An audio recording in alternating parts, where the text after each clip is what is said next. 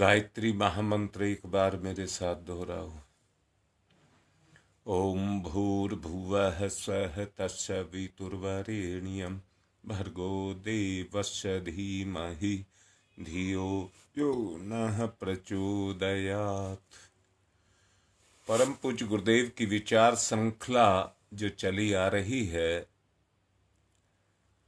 उसमें मैं आप लोगों को कह रहा था कि अगर आप पर कोई हमला कर दे तो क्या आप चुप बैठे रहेंगे या विरोध करेंगे। आज मैं फिर एक बात आपसे कह रहा हूं और बहुत ही अपनेपन को लगा करके कह रहा हूं। व्यक्ति को अच्छाई का विरोध नहीं करना चाहिए, बुराई का विरोध करना चाहिए। दोनों भेदों को अच्छी तरह से समझेंगे। आदमी का जब भी उससे कोई अच्छी बात करता है तो लोभ, मोह और अहंकार उभर करके आ जाता है। लोभ, मोह और अहंकार उभर करके आ जाता है और उभर करके आने के कारण वो गलत मार्ग को अपनाता है और अच्छे मार्ग का विरोध कर जाता है। मैं आत्मिक निवेदन कर रहा हूं आपसे, मेरे शब्द को पकड़ना, आत्मिक निवेदन कह रहा हूं। अगर आपको कोई भी सलाह देता है तो उस सलाह में केवल आपको 3 चीज देखनी है। कहीं मेरा लोभ तो नहीं है उभर रहा, कहीं मेरा मोह तो नहीं उभर रहा, या मेरा अहंकार तो नहीं उभर रहा। ये 3 चीज आपको परखनी है। और मैं एक बात आपसे कहना चाहूंगा, जो आपके बहुत नजदीक है वो कभी आपसे कोई इच्छा नहीं करेगा, हमेशा आपका भला करने की बात को सोचेगा। करना ना करना तो आपके हाथ में है, परंतु सलाह को सुनना, समझना, उस पर विचार करना, ये तो हमारा दायित्व बनता है। आदमी को उस पर जरूर सोचना चाहिए। आदमी गलती कहां करता है? एक ही जगह गलती करता है। मैंने बहुत पहले एक प्रवचन में एक बात समझाई थी, बुराई के अंदर केवल एक ही गुण है। गुण शब्द बोल रहा हूं, एक ही गुण है, तत्परता का गुण। अर्थात वो आपको सोचने का मौका नहीं देती। वो आपको सोचने का मौका नहीं देती। तुरंत आदमी प्रतिक्रिया कर बैठता है और प्रतिक्रिया करते के साथ ही उसकी सहन शक्ति जवाब दिए हुए होती है। अब जरा सोचो, जहां किसी की सहन शक्ति जवाब दे चुकी है वो जरा भी कठोरता को बर्दाश्त नहीं करेगा। आत्मीय निवेदन कर रहा हूं, अगर आपको अपनी जिंदगी में बढ़ना है तो चढ़ाई तो चढ़नी पड़ेगी। गिरने के काम तो सहज हैं, पर उठने के काम में तो आदमी को मेहनत करनी पड़ती है, ताकत लगानी पड़ती है। अब मैं फिर से कह रहा हूं, बुराई के अंदर एक ही गुण है, उतावली का गुण, तत्परता का गुण। वो उसके अंदर है, जिसके कारण सहज व्यक्ति किसी भी चीज को बर्दाश्त नहीं कर पाता है। अर्थात मैं क्या कहना चाहता हूं, क्रोध उसकी पकी हुई अवस्था है। इसी की अवस्था, जो क्रोध जिसको आप कहते हैं, वो इसी की पकी हुई अवस्था है। अधैर्य की पकी हुई अवस्था क्रोध है। और क्रोध भी जब पक जाता है तो क्रोध के साथ ही कलह शुरू हो जाता है। और जब व्यक्ति इतनी कलह करता हुआ चला जाता है कि वो उसको भी, उसमें भी पक जाता है, उसमें भी पक जाता है, तो वो पूरी तरह से संवेदनहीन हो जाता है, पूरी तरह से संवेदनहीन हो जाता है। और संवेदनहीन होकर के उसकी अवस्था पत्थर के समान कठोर हो जाती है। उस पर किसी सलाह का, किसी विचार का कोई प्रभाव नहीं पड़ता है, कोई प्रभाव नहीं पड़ता है। अब मैं आज फिर आपसे कह रहा हूं,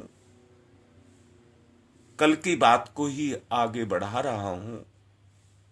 मैंने कल आप लोगों से कहा था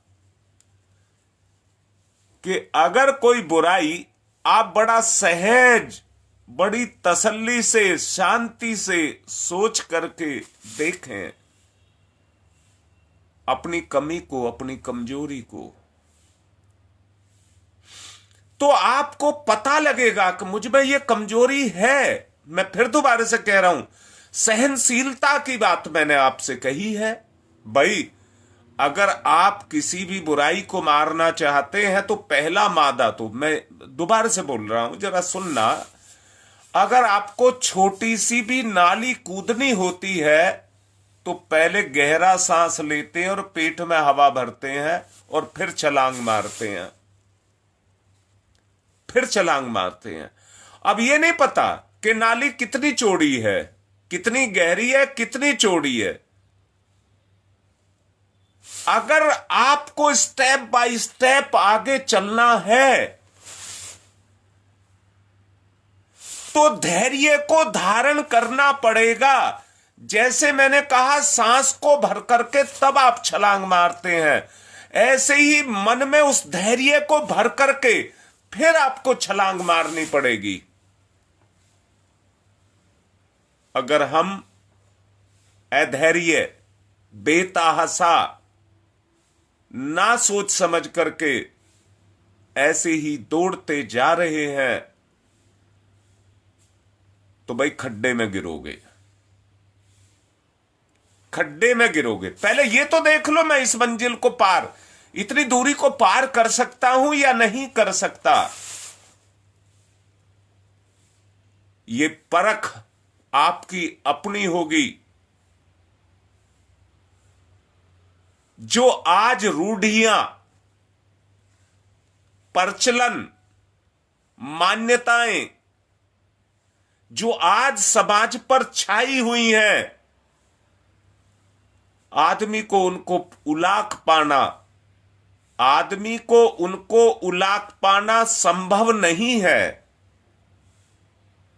उनको उलाकने के लिए एक हिम्मत चाहिए, हिम्मत चाहिए।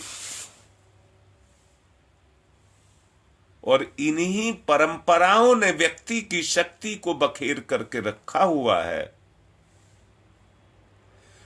व्यक्ति नकल करने में, परंपराओं को निभाने में अपने जीवन को बर्बाद कर रहा है। ये परंपराएं आई कहां से? आपने नकल करके सीखा है। कोई भी काम करना है, कैसे होगा? अरे जिसका कोई आधार ही नहीं है, जिसने मूढ़ मान्यता, मूढ़ मान्यता अज्ञानता, अज्ञानता का रूप धारण करके पत्थर की तरह से, पहाड़ की तरह से रुकावट बन करके खड़ी हो गई। आदमी मजबूरी में उनको निभा रहा है, हिम्मत नहीं जुटा रहा, उन सबको तोड़ने की हिम्मत नहीं जुटा पा रहा। कर्म का उद्देश्य तो कार्य की गुणवत्ता से पूरा होता है, ना कि रूढ़ी और पाखंडों से पूरा होता है। आज लड़ने की जरूरत है अपनी उन कमजोरियों से। बताइए कोई क्या बिगाड़ लेगा? आज आदमी ने नाक का सवाल बना करके रखा हुआ है, समाज में मेरी नाक कट जाएगी, परंतु मेरी ही तो सोच है, और किसी की सोच थोड़ी ही है उस तरह की ना। ये मेरी अपनी निजी सोच है। अहंकार इसी को कहते हैं। मैं उस अहंकार के दायरे में आकर के ऐसा बंद करके खड़ा हो गया हूं कि उसको तोड़ने की मेरी कोई ताकत नहीं है। कल भी मैंने बड़ा जोर लगा करके आपको बताया था, कहा था, आज फिर कह रहा हूं, बहुत सी ऐसी मेरी कमजोरी हैं, मेरी बुराई हैं, या मेरे पाप कर्म हैं,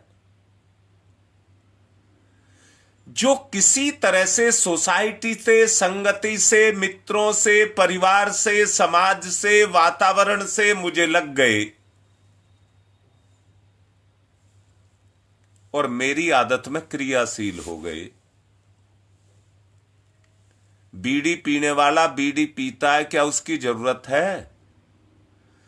मैं तो कहता हूं शराब पीने से लिक्विड तो पेट में जा रहा है, परंतु बीड़ी से क्या जा रहा है? अब दूसरी बात कह रहा हूं, शराब की कोई मैं वो तारीफ नहीं कर रहा हूं, उसका कोई फेवर नहीं कर रहा हूं। क्या मुझे इतना विवेक नहीं रह गया? क्या मेरे में इतनी हिम्मत नहीं रह गई कि जो बुराई मुझे खा रही है और मैं उसमें अपने आप को झोंक रहा हूं, उसको दिए जा रहा हूं, और वो मुझे खाए जा रही है? क्या मुझे इतनी हिम्मत नहीं जुटानी चाहिए कि उसको निकाल करके बाहर करना चाहिए? सोचो। धारणा अंतःकरण की क्षमता को कहते हैं। धारणा अंतःकरण की क्षमता को कहते हैं।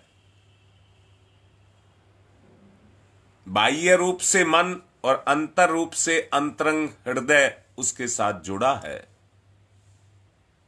मन से मनोबल और अंतःकरण से, हृदय से आत्मबल जागृत होता है। मैं फिर से कहूं, एक आदमी बड़ा ताकतवर है, बहुत ताकतवर है, पर उसके पैर जमीन पर नहीं है, तो उसकी ताकत कितना काम करेगी? चाहे उसमें कितनी ही ताकत को क्यों ना हो, पर एक रत्ती भर ताकत भी उसकी काम नहीं करेगी।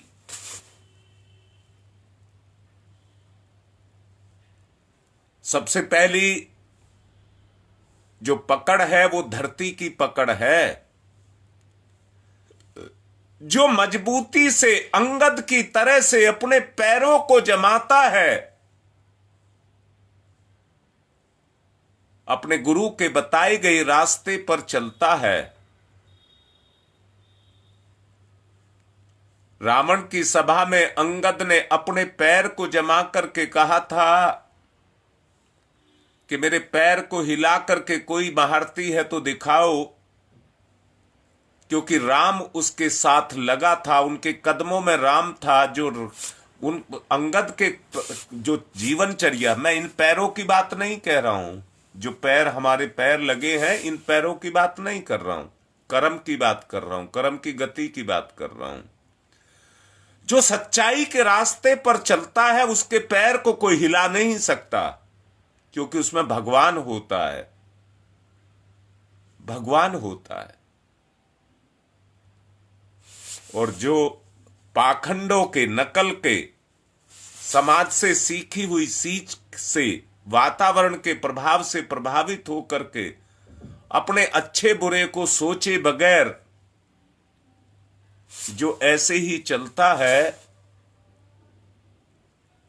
वो सचमुच जानना पैर उठे हुए रहते हैं। मैं फिर से पूछ रहा हूं और तोल करके देख लीजिए, अहंकारी के पैर जमीन पर नहीं होते। अहंकारी के पैर जमीन पर नहीं होते। और दूसरा कह रहा हूं, अहंकार की अपनी कोई ताकत नहीं होती, अहंकारी की भी अपनी कोई ताकत नहीं होती। वो दूसरों पर भरोसा करता है, वो दूसरों पर भरोसा करता है। परंतु धैर्यवान की, सात्विकी की, भक्त की,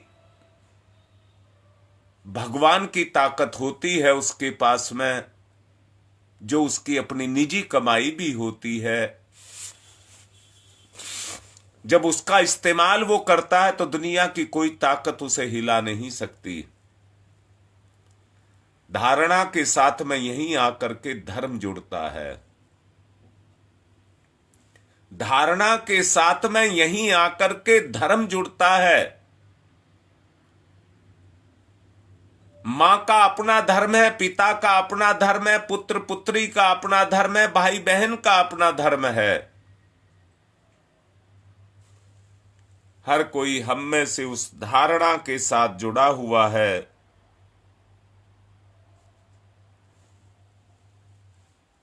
जो आत्मा की इच्छा है। आप लोगों ने कटी हुई पतंग देखी होगी,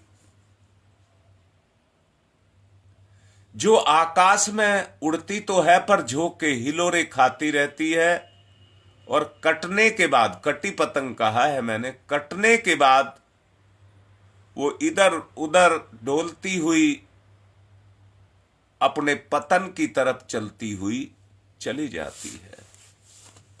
हिलोरे लेती है, हिचकोले खाती है और हवा में गिरती जाती है। समझना, जैसे पानी पर कोई चीज तैरती है, अगर वो डूबने वाली हो तो जब डूबती है तो पानी में वो भी हिचकोले खाती है और नीचे की तरफ चलती चली जाती है। जो बहुत वजनदार होती हैं वो एक साथ नीचे बैठ जाती हैं, और जो थोड़ा हल्की होती हैं वो घूम घूम करके हिचकोले खा करके तली में बैठ जाती हैं।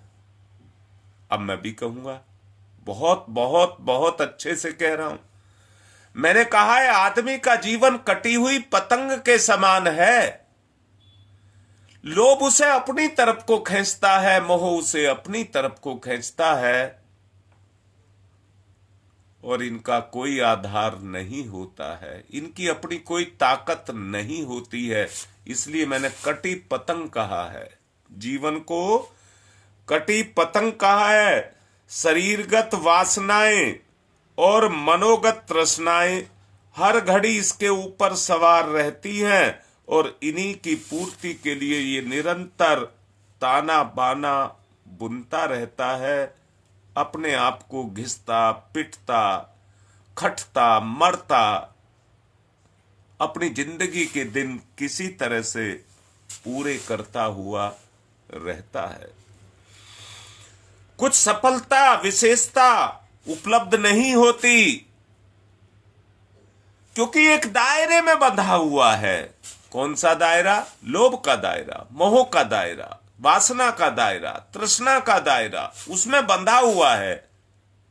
उसी के बीच में हिचकोले खाता रहता है, चरित्र के रूप में अपना पतन करता रहता है, दूसरों पर अपने दर्प को जमाता रहता है, ठाठ बाट का रोपा रोपता रहता है, अपव्यय और आतंक की नीति को अपना करके रखता है, अपने आप को बड़ा सिद्ध करने की कोशिश करता है, और ऐसे प्रयासों में निरंतर वो अपने आप को लगा करके रखता है। सोचो सोचो, जो बोला जा रहा है उसके बारे में सोचो। इन्हीं विडंबनाओं में उलझते सुलझते जीवन का अंत ही आ जाता है। जीवन का अंत ही आ जाता है। जिनकी अपनी निजी धारणाओं में विवेकशीलता जुड़ी हुई हो, ऐसे बहुत कम लोग दिखते हैं, बहुत कम, बिरले लोग बाग कहते हैं, गुरु को कहते हैं, मेरा पूर्ण समर्पण है आपके प्रति।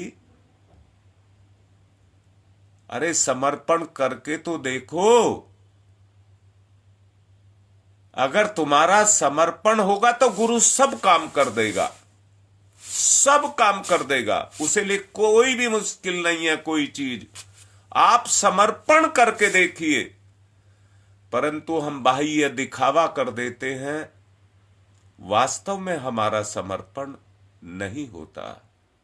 समझ लेना, दुखों को, कष्टों को सहना पड़ता है। ऊंचा उठना है तो कष्टों को सहना पड़ता है। गुरु भी तपा तपा करके, पिछले दिनों मैंने बताया था, घड़े की बात मैंने बताई थी, जिसको पका करके ही इस्तेमाल किया जा सकता है। पके बगैर उसको इस्तेमाल करेंगे तो वो किसी चीज को, किसी भी बोझ को स्वीकार नहीं करेगा, तुरंत फट जाएगा, तुरंत फट जाएगा। इसलिए गुरु क्या करता है? ठोक ठोक करके, ठोक ठोक करके तब पकाता है, तब पकाता है। मैं फिर से कह रहा हूं, अरे सोच के तो देखो, सोच के तो देखो। जिस तपने की बात को कह रहा हूं, इतने दिन से, इतने 2000 फरवरी 2000 से ये प्रवचन चल रहा है। गलत बोल गया, 2020 से, फरवरी 2020 से ये प्रवचन चल रहा है लाइव पर। परंतु कितनों का समर्पण हुआ?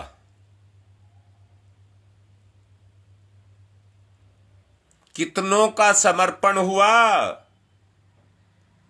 कहने को तो आदमी कुछ कुछ कुछ कुछ बोलता है, पर देखो मोह माया ने कैसा जकड़ करके, पकड़ करके रखा है। आप निकलना चाहते हैं, निकल लीजिए, करिए गुरु कार्य। अरे जो गुरु बोल रहा है उस काम को करो। गुरु तपाएगा तो कैसे तपाएगा? उसको सहन तो करना पड़ेगा। इस मोह माया को छोड़ना तो पड़ेगा। छूटती नहीं है। बच्चों से लगाव है, घर से लगाव है, छूटती नहीं है। हमको तो पैसे से लगाव है, हमको तो वासना से लगाव है, हमको तो जीभ के चटोरेपन, इंद्रियों के भोग से लगाव है। छूटता नहीं है। पर गुरु को पकड़ के रखा हुआ है। काहे के लिए? इमरजेंसी के लिए। मुसीबत आएगी तो गुरु पे तार देंगे। अरे मैं समर्पण की बात आपसे कर रहा हूं, मैं समर्पण की बात कर रहा हूं। घड़ घड़ करके जो खोटों को निकालता हो, उसी को गुरु कहते हैं। जिंदगी के साथ तो ये जुड़े हैं। आप इन्हें पकड़ करके रखेंगे तो खोट कैसे निकलेंगे? जरा सोचो, जरा सोचो। अगर इनको निकालना है तो मजबूती के साथ समर्पण आपको करना पड़ेगा।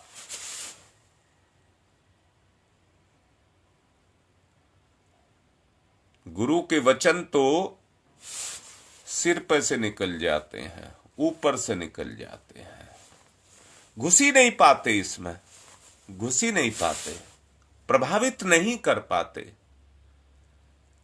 जब प्रभावित करेंगे तो समर्पण हो जाएगा। एकलव्य ने मिट्टी की मूर्ति से वो ले लिया जो अर्जुन नहीं ले सका। मिट्टी की मूर्ति कह रहा हूं। गुरु तो प्राणवान, जीवंत, जागृत, चैतन्य सत्ता होती है। याद रखना, गुरु शरीर नहीं होता है। गुरु भगवान की साक्षात चैतन्य सत्ता होती है। और गुरु की कृपा गुरु से बड़ी होती है। गुरु की कृपा गुरु से बड़ी होती है। आपके घर में अगर आपका कोई कहना मानता है तो उस पर आपकी कृपा बरसेगी ही बरसेगी, वो अपने आप ले लेगा। परंतु जो आपकी इज्जत ही नहीं करता, वो आपको सोने चांदी भोजन वस्त्र एक से एक ठाट बाट दे, परंतु आपकी कृपा को नहीं ले सकता।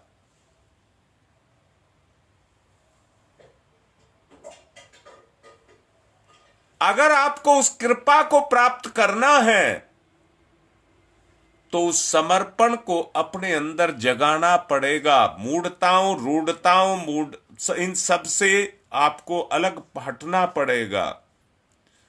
जिनकी अपनी निजी धारणाओं में विवेकशीलता नहीं जुड़ी हुई है, ऐसे व्यक्ति मूढ़ मान्यताओं पर ही अपने जीवन की गति को करते हैं। अधिकांश लोग लकीर की फकीर की तरह से उस लकीर को पीटते रहते हैं और प्रचलनों का अनुकरण करते रहते हैं। कुरीति चाहे कितनी ही अहितकर, अनुपयुक्त क्यों ना हो, संगी साथियों के द्वारा अपनाए जाने वाले विचार उसके लिए अनुकरणीय बने रहते हैं। संगी साथी कहा है, यार रिश्तेदार कहा है।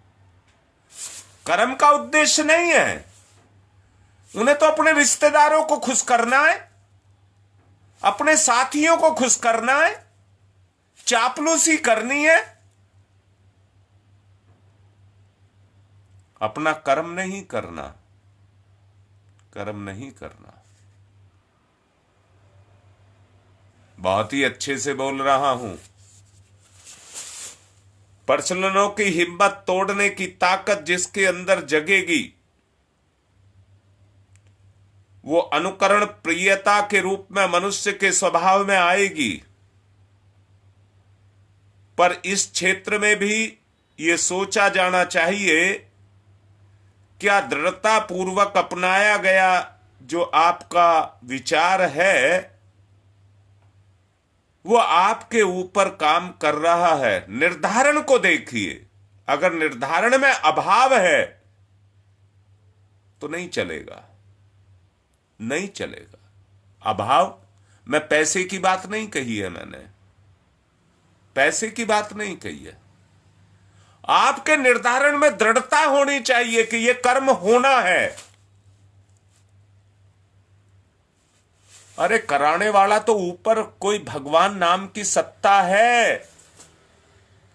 अपने कुकर्म, अपने पाप, अपनी बुराइयां, अपनी सोच ही तो सामने आकर के अड़ करके खड़ी होती हैं। ईश्वर तो सबका साथ देता है। आप अपनी धारणा देखिए,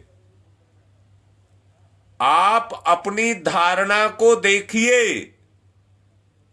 आपके विचार में कितनी मजबूती है, ये आपकी धारणा है। आज तक दुनिया में ऐसे आदमी हुए हैं, महाराणा प्रताप राजा थे, शरीर से इतने हट्टे कट्टे और तकड़े थे, मनोबल के इतने धनी थे, मुगलों से लड़ाई करते हुए सब कुछ खत्म हो गया। बाह्य दौलत, सांसारिक साधन सब खत्म हो गया। जो साथी थे उनको जब पेट भरने के लिए, मैं नौकरी की वेतन नहीं कह रहा हूं, जब उनके पास इतना भी नहीं बचा कि लड़ने वालों की मूलभूत आवश्यकताओं की पूर्ति कर सकें, तो युद्ध को छोड़ करके पहाड़ियों में छुप गए।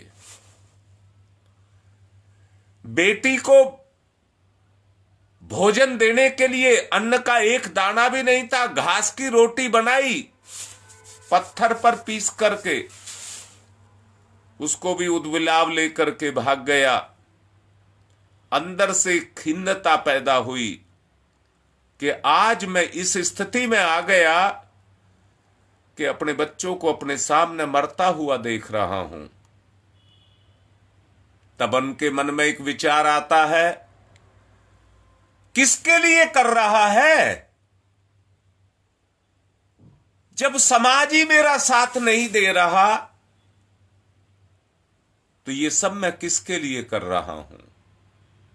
मन में आया, मुगलों के सामने समर्पण कर दीजिए, कम से कम बच्चे तो भरपेट रोटी खा लेंगे, अपने जीवन को स्वतंत्र होकर के जी लेंगे। डरपोक की तरह से हम पहाड़ियों में रह करके अपने जीवन को गुजार रहे हैं। तब उनके अंदर ये निराशा, खिन्नता का भाव पैदा हुआ।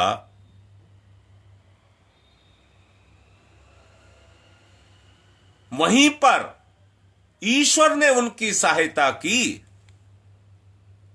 पल्ले कुछ नहीं था,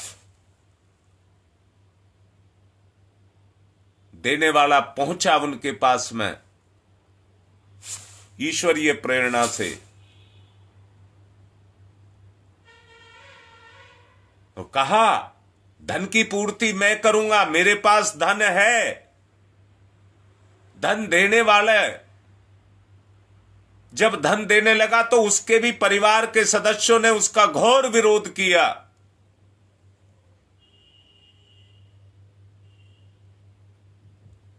और घोर विरोध के बावजूद उसने उस विरोध को सहा। इस धन दौलत पर हक जमाने वाले तो बहुत पैदा हो जाते हैं, परंतु त्याग में किसी का भी हाथ नहीं होता। और वो देने वाले थे भामाशाह। भगवान ने दिला दिया। महाराणा प्रताप की शक्ति बढ़ी, उसने दोबारा से अपनी सेना के सैनिकों को बुलाया और सेना तैयार करके युद्ध किया। इतने ताकतवर मुगलों को हरा दिया। इस जिंदगी में उन बुराइयों के रूप में जो हमारे अंदर छुपी हुई हैं, उनसे लड़ने का मादा, अगर हम केवल एक चीज लेकर के चलें, अपने साहस बल को, संकल्प बल को हम साथ लेकर के चलें, तो कोई चीज मुश्किल नहीं है। कोई चीज मुश्किल नहीं है।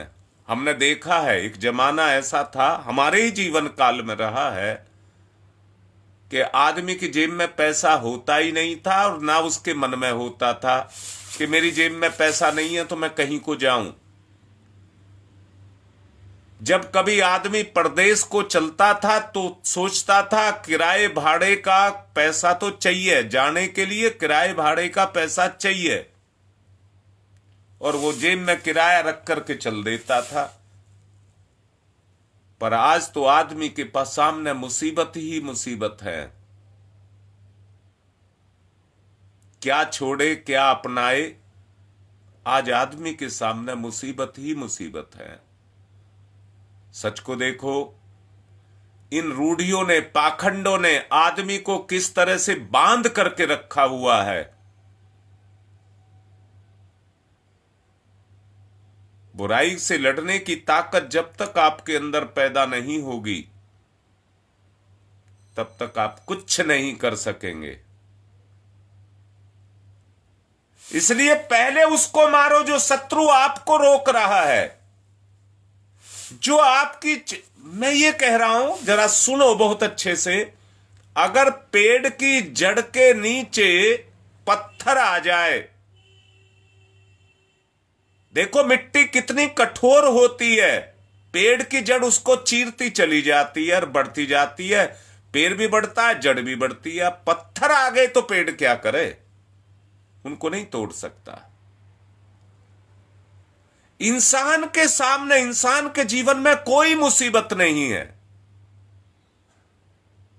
ईश्वर ने उसको इतनी ताकत दी है, धैर्य दिया है।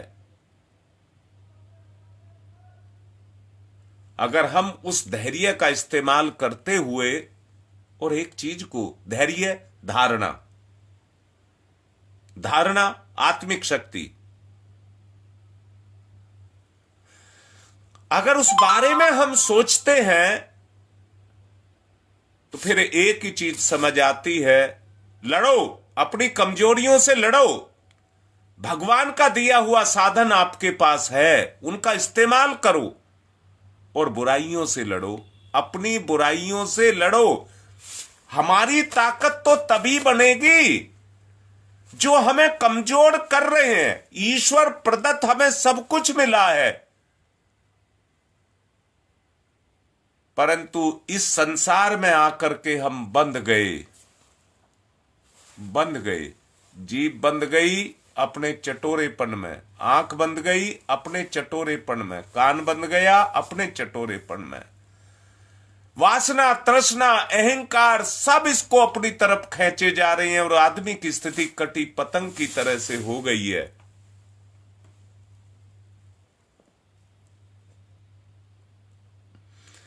अपना निर्धारण आपको करना पड़ेगा, परिस्थितियों के अनुरूप आपको विचार करना पड़ेगा,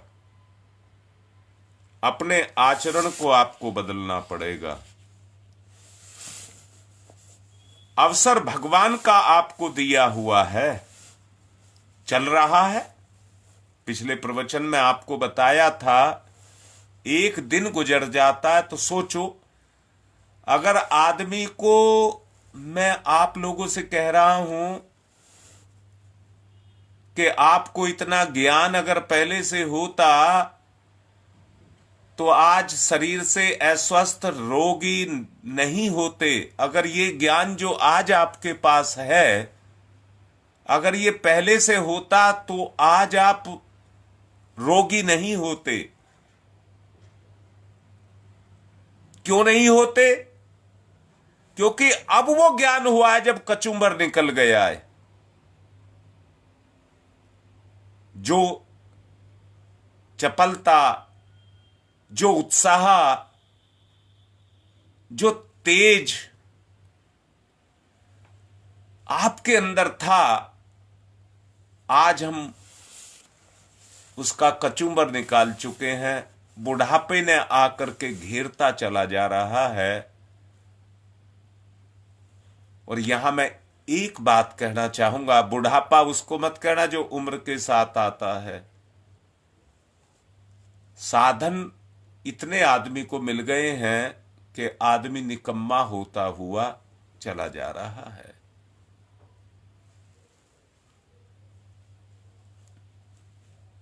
सोचो, इन धारणाओं को कैसे तोड़ोगे? आदमी को अपना मैक्सिमम, ज्यादा से ज्यादा, संपूर्ण उपयोग करना चाहिए,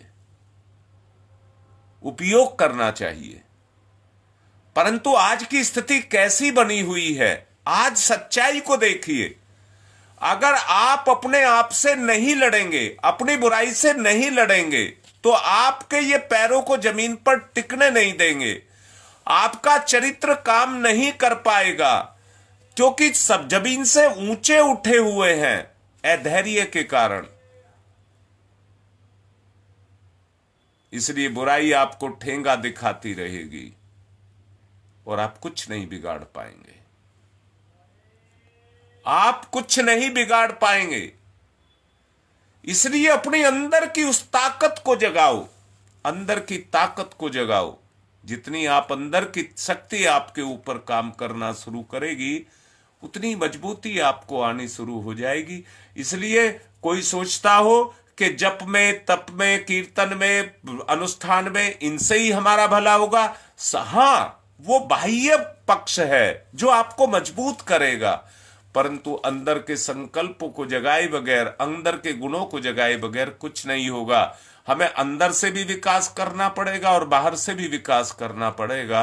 अगर दो स्तर से हम चलेंगे तो निश्चित रूप से हमारा भला होता हुआ चला जाएगा। आज की बात को संपन्न करने से पहले मैं आप लोगों से यह भी कहना चाहूंगा, 5 से 5:15 का जो महामृत्युंजय मंत्र जप का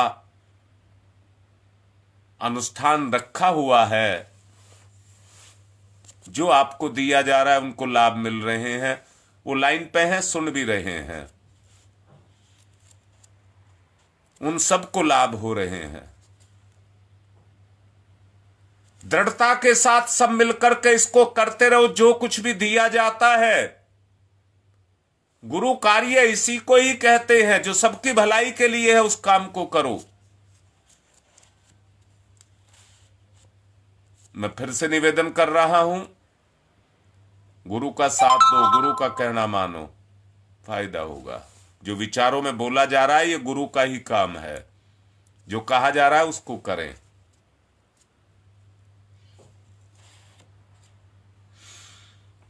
दिल्ली के जो कार्यकर्ता हैं, उनको कहा गया था कि चेतना केंद्र में हमें काम के लिए बुलाया जा रहा है, वहां किताबों का मिलान करना है स्टॉक के साथ में।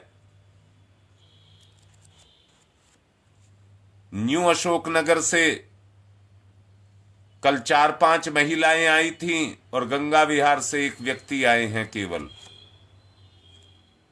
इतना बड़ा संगठन हमारा है, ये ठीक नहीं है। आओ, जो काम मिल रहा है ये समाज का काम है, हमें करना चाहिए। आज फिर निवेदन कर रहा हूं, जिनका मन है, नहीं तो ये जो शत्रु हैं हमारे, ये निकलने नहीं देंगे। हमारा काम ही खत्म नहीं होंगे, कभी भी नहीं होंगे। इसी में फंसे फंसे जीवन का अंत हो जाएगा। इसलिए आत्मिक निवेदन कर रहा हूं, आओ वहां मिलकर के काम करेंगे। कोई बहुत बड़ा काम नहीं है, अगर हम सब मिलकर के करें तो कुछ ही घंटों का है। पर 1-2 व्यक्ति इसी तरह से 5-7 लगे रहेंगे तो उसको 4-5 दिन लग जाएंगे। मैं फिर से आवाहन कर रहा हूं, आओ और उस काम में जुटो। आज की बात संपन्न। ओम शांति ही शांति ही शांति।